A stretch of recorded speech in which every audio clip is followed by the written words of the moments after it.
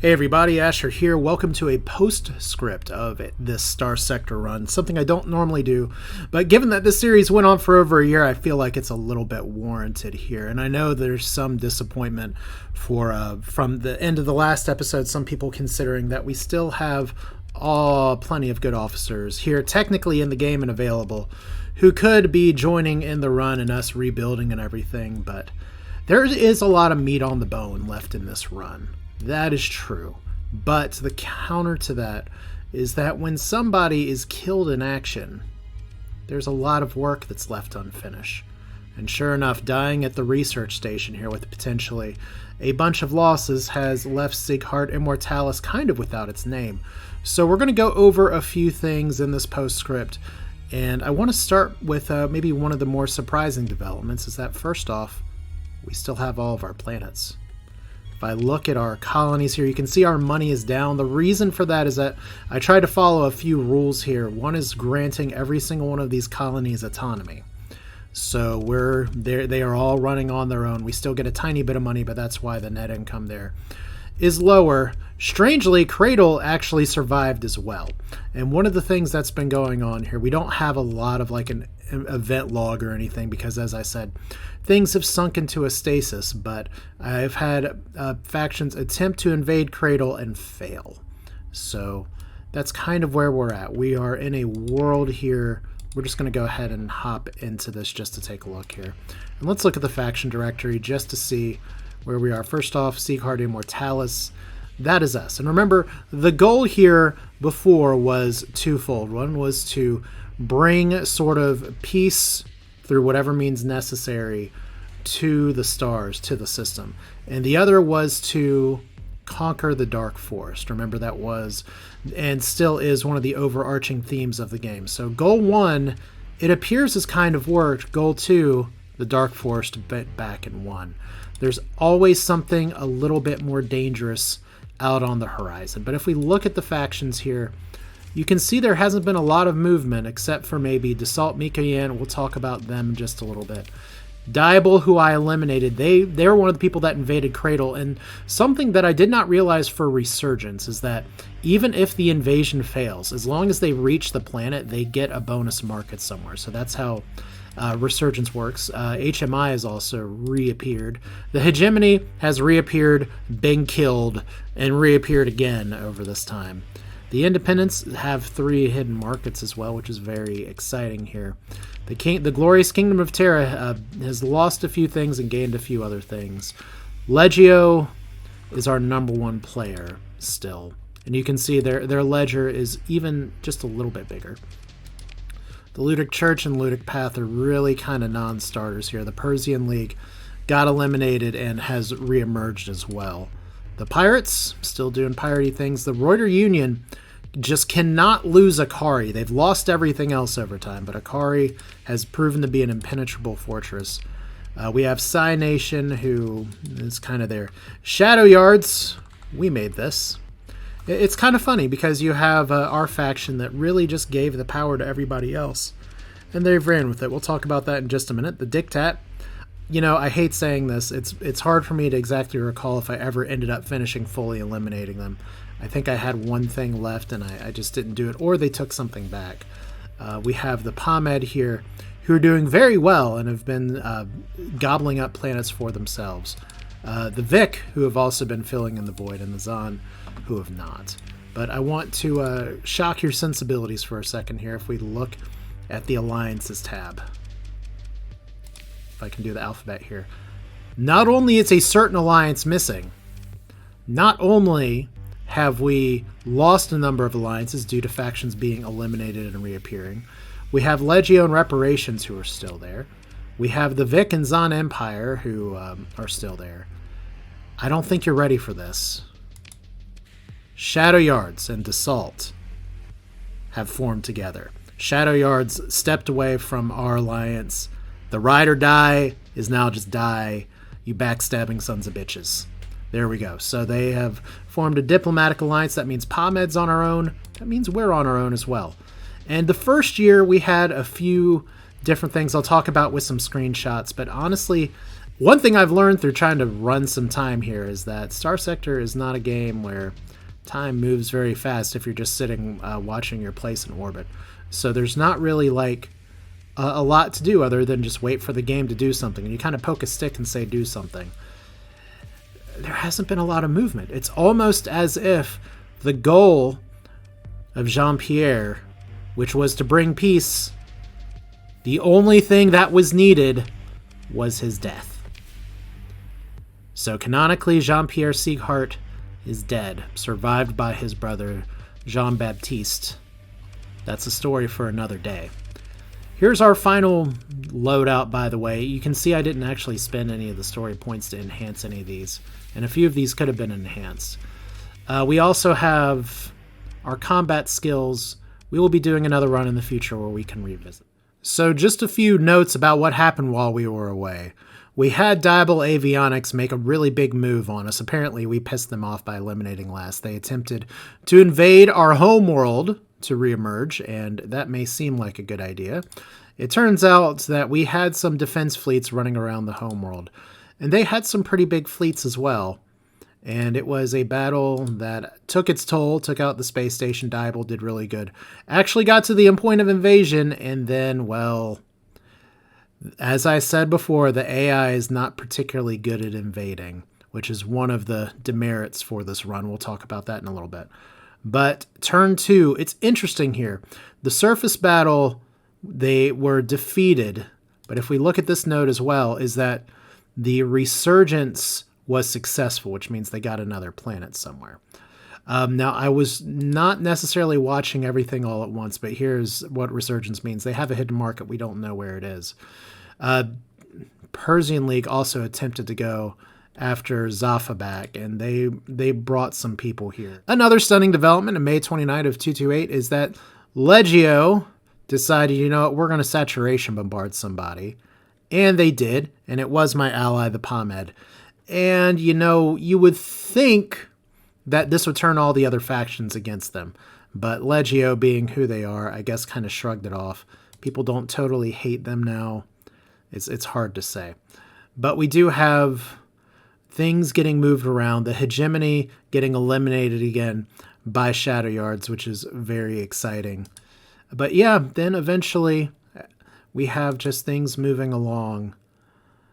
Not much was going on. And really, after that first year and a half of activity, there's not much to say other than we're sitting here now alone, kind of guarding our little garden down here. The bottom right of the map, nobody else is colonized. A few people have tried to take, but nobody's moved over here. In fact, the colonization expansion here is mostly stopped from the looks of it. I mean, we have some planet swapping owners and stuff, but even from the beginning of the game to now, there's not the factions aren't even really trying to intrude or encroach on other places. It's quite fascinating that we've gone from fight everywhere to it turns out that tranquility is its own form of peace, I guess. But I do want to turn here and talk to not just about Jean Pierre, because we had a lot of FaceTime with him. There are a lot of viewers that got to put in requests to have officers here and available, and I want to give them their due. Now, I can look at the fleet screen here if we go to the fleet action history tab here. And what we have is a listing of the ships and their history of what they've done. But I'm going to pull up some screenshots from a save before I was eliminated, because it does properly say which officer was with which ship. And I think that is actually very important to do. So just a moment, I will pull that up. First off, we have the Grim Beamer piloted by Makoklo. Like I said, there's a few fights missing from this, but I am going to be showing the kill list from this as well as the assist list. I was very pleased with how this ship ended up being, even though I've seen a lot of criticism on Reddit and the Discord for the Tritac Tachyon Lances.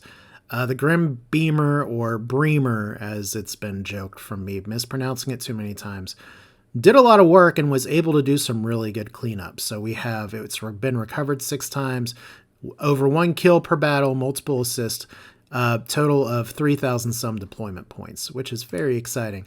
Next is the Devil's Advocate, piloted at the end by Vax Zavion. And this was a ship that was doing really good for a while. If you remember, I had a Castigator that got killed earlier on in the run. This was kind of the rebuild of that, and it was effective, although it had been surpassed by some other ships. The Star Eater, cannot say enough about poor paper plate face guy or G or rock forehead, who never got to have his cosmetic surgery for things we'll talk about at the end of the video. By far the most deployed ship, by far the almost highest number of kills, actually might be the highest number of kills. This ship was the MVP. I could have probably done a lot better on this run if I had not tried to hand tie myself with fleet caps and ran multiple of this kind of build. I might have even been able to beat the Space Ghost coast to coast. By the way, Cosmic Horrors, you may have seen that I ran into 3 of them. If I had lowered my deployment point total, I would have only faced 1 and probably been successful. But we're in this universe, and we fought 3 and died.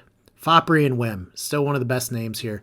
Victor Cernos piloting a carrier that is also a missile boat and getting a ton of kills and a ton of assists. Always good to see it. Just very reliable Victor Cernos. Hardly ever actually not getting killed here. We're not going to talk about the prior Halbmon that we had, the first one that we found that unceremoniously got destroyed. No deaths for Fopri and Wim. Steph Curry a goat, Carol Lunark being the pilot here, ends up not getting totally injured from itself, except for one time. All of these Rosenritter destroyers here, they pay for their 200,000 cost in being incredibly powerful. And this is one of the things where, looking back, my deployment cap ended up getting a little bit skewed. We'll go over the rules of the run and everything again at the end here. When you have destroyers that outclass battleships like this, it kind of eliminates the goal and the purpose of having, like, well, let's send more destroyers out there. But still, yeah, sometimes you got to win the game, and that means trying to overpower and overcheese the computer, which leads us to the Electronic Donic Beta Core, that serial number, just so you know. A ship that died many times but killed a lot of things along with it. A build that I had originally hamstrung by trying to throw too many of a certain Vic weapon onto it, but it held up just fine. Schrodinger's Cat, one of the later additions here, piloted by Koss, one of the later additions to the crew here. Didn't have a lot of time to shine, but definitely did a lot of good work, both on chase down missions as well as here. Also, we do know now that Schrodinger's Cat is dead, so mystery solved, quantum entanglement defined. Crazy Missile Lover, piloted by Captain Martin. Captain Martin is a pilot who I shifted around to a number of ships, and he was always willing just to take on whatever here. This was a very good assist ship, could take, like many of the Diable ships, can take a bunch of hits too, so that's a plus. And then we have the Tyrannicus Sanctus, piloted by Tony Lephart, or Leapart. A ship that was kind of a conundrum in a way, because you can see it did 47 deployments, got 45 kills. Could definitely dish out a lot of damage, but also ran into issues with not always being in a position to fire. And in a few key clutch fights, would end up doing a lot of damage to, like, shields, but wouldn't actually get a lot of kills. So it's one of those builds that I did good, but I probably could have done better. And this kind of ship may have worked out better if I had been a human pilot in there. But Tony definitely getting very good numbers here, and a pretty high body count for how late in the game we ended up bringing in the Sanctus. Plus, it's a cool name. The SI Star Witch, piloted by Priest Black Dragon. I mainly bring up this ship. It didn't get a ton of kills. It didn't get a ton of assists. It made the most noise of any ship we had in the game. The weapon system just would go, and you would know Priest Black Dragon was coming to get you. The Thimblewinter, piloted by By-Night. By-Night, one of our few pilots that broke the level cap here. Lots of battles, lots of assists, some kills. The Thimblewinter was designed by one of the viewers here. That was a ship loadout. And it was one that did very well, given the weight class of things we ended up fighting. If there's one thing you could say about the Thimblewinter for sure, it was a survivor. Despite being in a ton of fights, it only ended up getting recovered 6 times. So that's excellent. Plus, it got a radiant kill. Who else gets to say that? Middle Finger, piloted by Vleerjamus, definitely one of, or Vleermagis. Wow. You know what's great? I'll tell you what's great about this. I go through the whole run. I tried to look up a pronunciation guide, and I end up mispronouncing the name the whole run until I see the letters here. It's just something that happens again and again, and so I want to apologize about that. But this is a very similar thing. Once again, the Elysium light cruisers here are very durable ships that have a lot of good builds to them. Definitely, this is another ship that was allowed. It had a giant lightning bolt generator on it, so yeah, that's how you wave the middle finger at somebody. Then we get the Starskipper, Darrow of Lycos, piloting some of our biggest ships pretty much from the start here. A very good pilot, but the Starskipper was an... Okay, I never fully repaired the D-mods, and I kind of relied on the fact that Derelict Contingent let me bring this ship in at less deployment points. But having less D-mods probably meant that the Starskipper didn't get as many kills or assists as it could. But, you know, it always felt like it was contributing anytime I brought it into the field. So that's a plus. I don't exactly know why I skipped the odd ordeal here, but that's fine. We have the Snippy Snappy over here in another shot, and I'm mainly doing this because crab ships are cool, or lobster ships, and then we have crab ship, lobster, the lobster magnet here as well, which actually did do a lot of work, even though it was mostly AI piloted.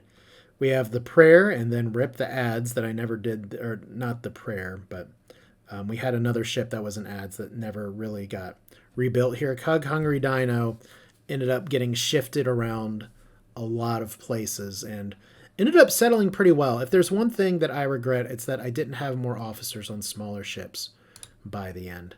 Well, speaking of that, we also have Joe Steele in the Snowstorm, which is just a gigantic gunship and definitely played the role very well.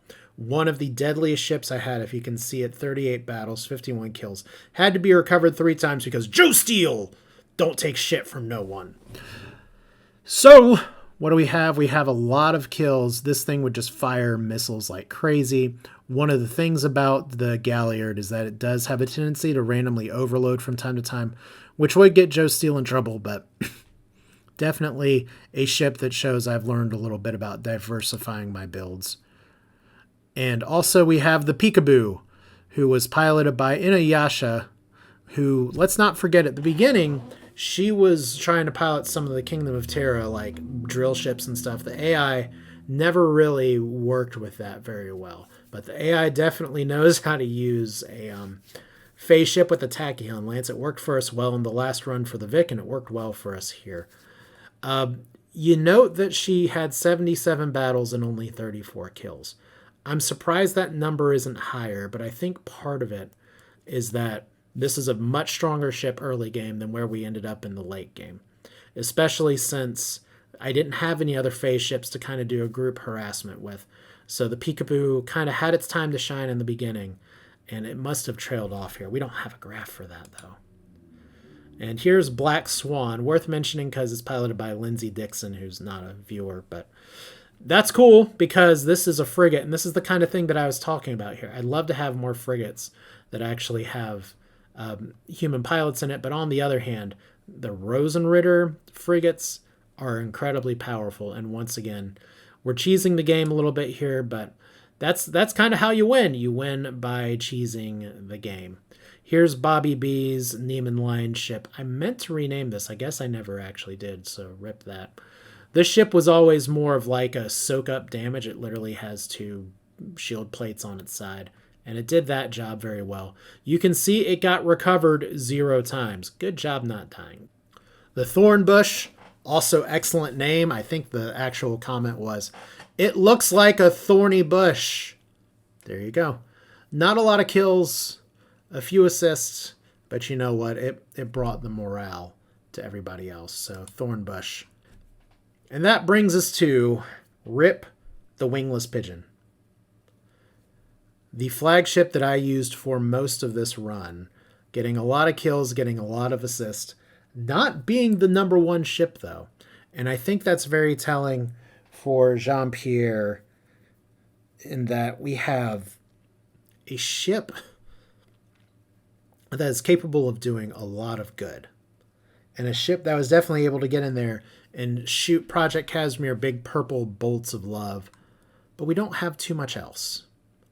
It wasn't the primary, like, let's go on point, let's lead the charge. It was the let's go from the side and try to hide behind some of our bigger ships. And that's going to lead us kind of to, let's talk about sort of the end game here, and we'll get the look back here, because there's two things I want to talk about, and I want to make sure I didn't miss any of the other ships, like Piston Tiers I didn't talk about, and the Margin Call, which kept getting destroyed. I'm surprised that's only 9 times, but that is one of my most dead ships. Kitty Time. Also, just like, once again, thank you all for submitting names here, because there were a lot of great names on the ship, and I really appreciate it, because I am not super creative with my names for stuff ever, so that's a little bit of a problem.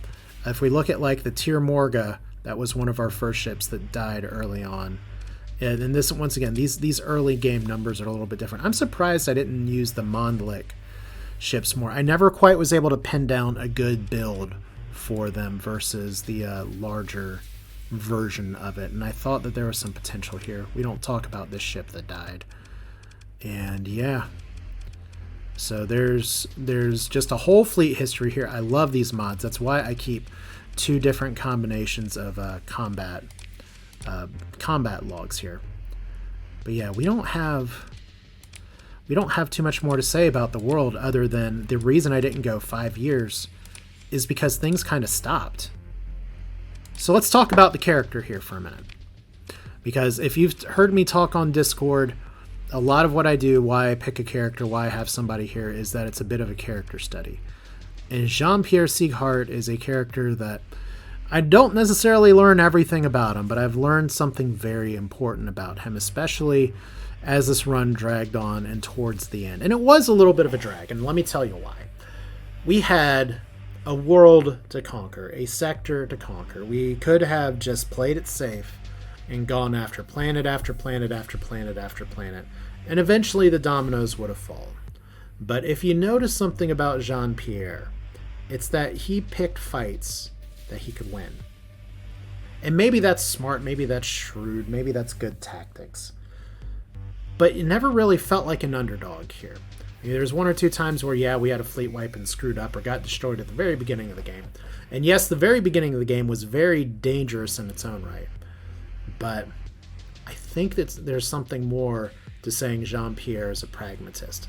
And I think that is to say that Jean Pierre, dare I say the terrible words here. Can I find the combat logs? We're a little bit too far in the future now for combat logs. But Jean Pierre is a coward. And I think that was one of the most important realizations I had as this run was going on as a person. You can put on a strong front all the time. You can say we're all in this together, be egalitarian as you were, but ultimately if you're the one calling the shots and you're scared to call that shot, you're a coward. You're abdicating your responsibility. Everyone else is going to follow you and get their payday and play it safe. But if your goal is to clear out the Dark Forest, we had a fight that went sideways, we had a fight that went pretty well, and then we had Sealy, any of these, whatever you want to call it. And that one, the only reason that one even opened up, and I had opportunities to go over here multiple times, instead of continuing just, you know what, we'll just fight in the core world some more, we had all these gates that we could have opened, that we could have used. We could have just popped in anywhere, made the whole conquest a lot sooner, but for somebody's fear. Now, maybe that fear was justified, because what's going to happen to a good ship captain but the death of him and the death of his entire officer squadron and crew and anything else? But the legacy of Jean Pierre is that he was not the unifier that maybe he brought himself to be.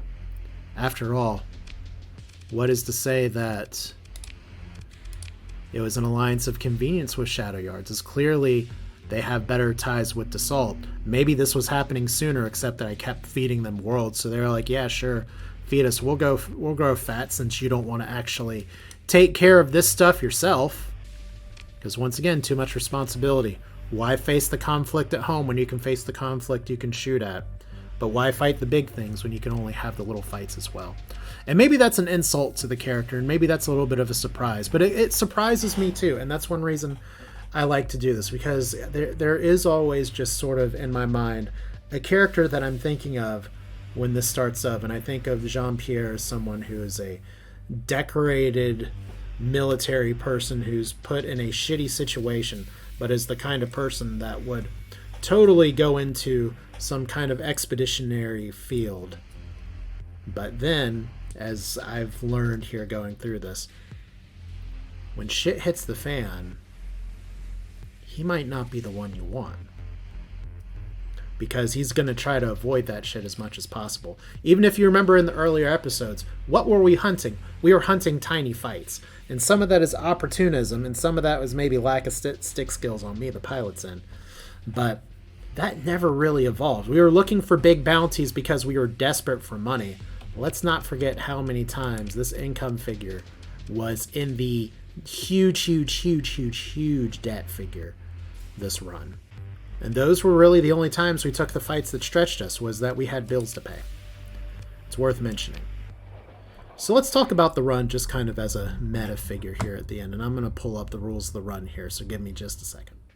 First off, for anyone who wants it, here's a mod list for the series. It's been a year, so these mods actually are mostly updated. However, there were a few mods you may notice that actually did not work, and that's really disappointing, because I was expecting a very different flavor of the run by having like the Hiver Swarm actually be a threat out in the wilds here. Instead, the Hiver Swarm never appeared because I did the Derelict start. So some of these things are actually incompatible with each other, and that's something I didn't realize until I started. And I mean, you make a run of it and it's fine, but unfortunately, if you have a late game threat like this and it doesn't pan out, it doesn't pan out. I will tell you again, because this is one of the most common questions that I get here for the mods. I do not have permission from each of these mod creators to go and just package it and put it in a zip file and throw it up somewhere. So no, I cannot make a mod pack for this for you to download. What you can do is take this mod list, go to the Fractal Softworks forums, find mods that you like, and find these mods as well, and go for it yourself. You want me to highlight, let's say, 3 mods that I think are really good and you should definitely use for your own run. The one I always recommend to people first off is Ludic Enhancement. If you play the vanilla game and you want to move it on up to like turning the Ludic Church and the Ludic Path into LOL, these are just easy kills in the late game to holy shit, those are tankers that are going to explode. Ludic Enhancement is the mod for you, and I should have probably bought some of those IED tankers to the Cosmic Horror fight. Let's see, another one that works pretty well. I honestly didn't get to use the terraforming ones as well as I would have liked, but Industrial Evolution does give a ton of things, not just on the planet that you can do, but adds a lot of stuff to the rest of the universe, and I think that's really good for if you want to make some variety in the gameplay. That's the stuff that added the variable assemblers. That's the stuff that added some of the different encounters we had out in space, the scrapyards, things like that. Industrial Evolution, a very well-made mod. And then another mod that if you want to just brighten up your day a little bit, Combat Chatter, that's nice. What's good about it is that it adds a lot of flavor, lets you see a lot more stuff go on the screen than just fighting and combat. It's a lot of, I think it adds some more flavor than maybe most of the other mods here. Now, a lot of these other mods are ships, packages, things like that. I've discussed these at length during the series about what's stronger than the other. Some people swear by the Underworld mod, but honestly, I was shocked at how little engagement I had with the Underworld and the Cabal and all that other stuff this run. But it might just be because I was playing a coward. You never know. As for the run rules itself, I want to talk about the elephant that we ditched on the side of the road here, the Wheel of Actual Doom, or WOAD, or Wheel of Actual Doom for long. I thought, and I think I got this feedback from most people, that it sounded like a good idea at first until we got to here's your guidelines, and you're hamstringing yourself in a way that's just meant to be annoying instead of making the run more fun and interesting. And I think if we had rolled something random other than Brighton, a tiny side faction that had reemerged early on, maybe it could have added some flavor, but I loved you all's suggestions and the spirit that people had for adding to the Wheel of Actual Doom. I just think in terms of Starsector, it's better just to have some fast rules so that we know the requirements and the kind of things that allow for emergent gameplay instead of forcing things on a run and trying to fit a square peg through a round hole. Like I said, the idea was good. The execution was fine. The result, I didn't miss the wheel once we deactivated it early on in the run. As for this horrible, why would I even write it this way? Why didn't I just use a spreadsheet? Flight restrictions on the left for having different numbers of frigates, cruisers, capitals, super capitals, and everything. I'm a fan of that, and I'm going to be revisiting that in the next run that I do. I think one thing I'm going to have to look out for is, what do these restrictions mean when you have incredibly overpowered ships that go into them? And some of them are going to be undercosted, some of them are going to be overcosted. That's just modded Starsector for you. But I think some of the rules of the run that I have for next run that'll be starting in a little while, I just want to make sure the mods work together first. That's going to be a bigger deal. But the stuff on the right, the Wheel of Actual Doom, was not successful. I thought the fleet restrictions worked very well, and I thought it was appropriate by the end that we said, fuck it. We're here, we have our own place with 4 or 5 different colonies.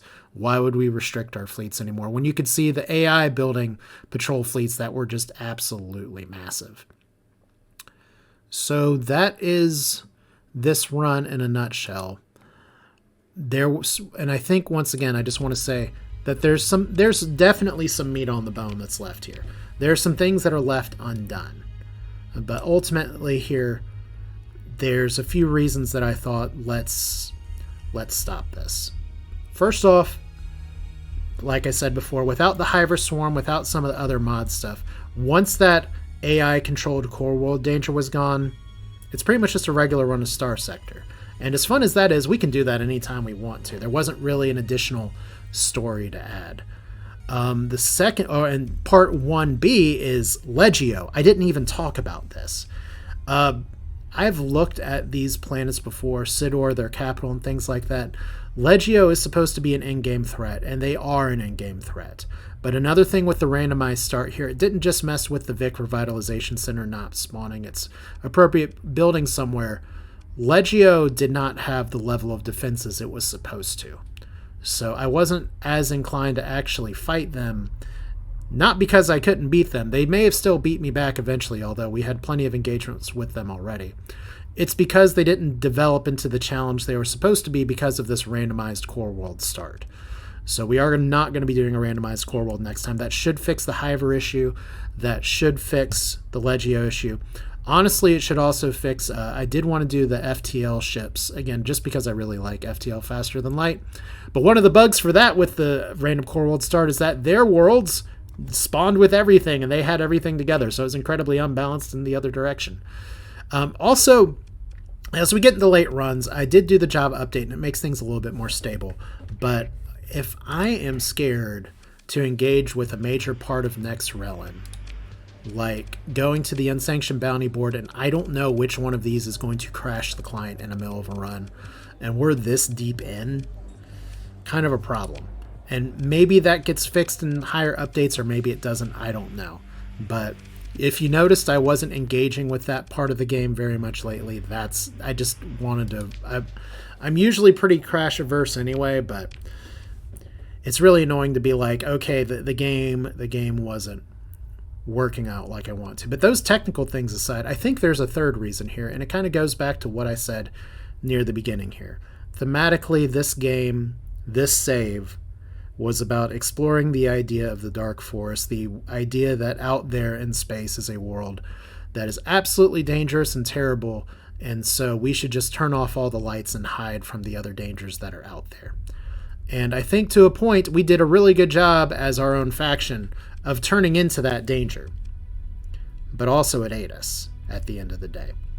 So while there are other things I could do, while there are, I'm a little sad that I don't get to do like the 80s movie send-off of saying what Makokolo, Darrow, Paper Plate Face Guy, Joe Steele, what all of y'all were doing after the happy ending to the run, like going off to college or starting a bagel business or something. We didn't get to do that because everybody died. We did the Hamlet ending. Not the Hamlet 2 ending, just the Hamlet ending. Yeah, it's just kind of one story ends and the universe has moved on. And how has the universe moved on? It stopped fucking fighting. Funny how that works. Like, Legio Saturation bombard people, and yeah, some people hate them for it, but not everybody does. It's just funny how things work. I love that the hegemony hates us. They barely exist. Dassault hate us.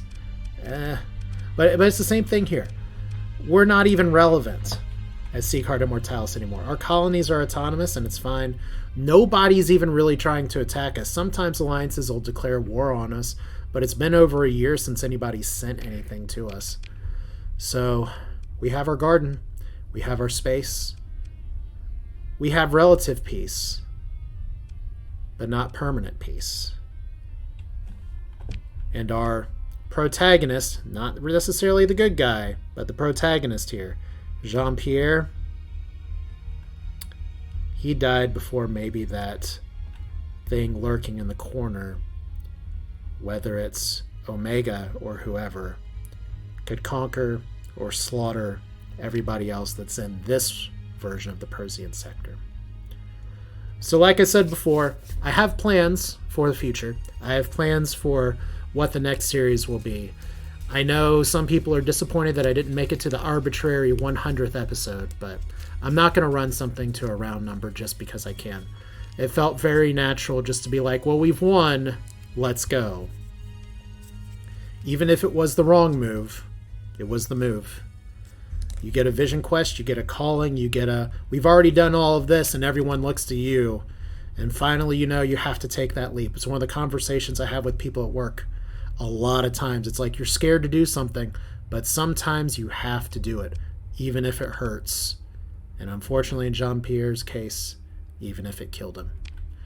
So that'll do it for this one. The next time you see Starsector and the game clients, we are going to be a new series, a new run. I'm open and happy to take suggestions on the Discord. I already have ideas of what I'm going to do, but nothing's finalized yet. I've also gotten a lot of requests for putting a soundtrack together for all the times, because it's been a weird year, but for all the times where I had to include other audio. So there will be a video for that with the playlist in there as well. So the next video for this series and the last video you'll see is the Sounds of Sieghart, which is just literally music. So you can dislike that video and skip it at your own time and unring the bell and unsubscribe, because the king is dead. He was never really the king to begin with. Sweet hair though, but we're going to do it another time, another way, another day, another place. Once again, I really appreciate you all sticking throughout the series, support from the start to the end, through and through. It's a lot more fun to do this with you all here. So thanks again, just heartfelt in general. I don't know how else to put it other than you all are awesome, and I'm looking forward to providing you all some more entertainment in the future. But let's close this chapter, close this book. We're just going to exit, not even saving, and call it a day. That's all for now. Next time, Starsector, same bat channel, totally different batshit shit. Hey, look, a ship I never got. That's fun. All right, you all take care.